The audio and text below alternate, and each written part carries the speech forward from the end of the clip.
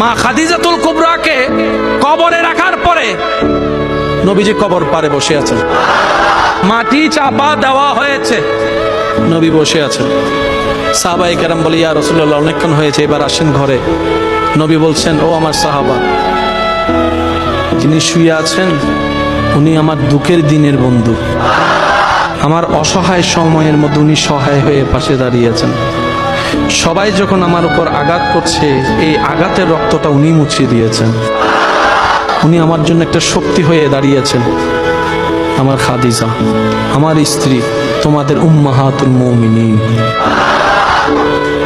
ইয়া রাসূলুল্লাহ, একটু ঘরে আসেন। নবী বললেন, একটু পরেই ওনার কবরে ফেরেশতা আসবে প্রশ্ন করার জন্য। আমি নবী বসে আছি, আমার খাদিজার প্রশ্নের উত্তর আল্লাহর হুকুমে হাদিজার পক্ষ হয়ে আমি নবী উত্তর দেওয়ার জন্য।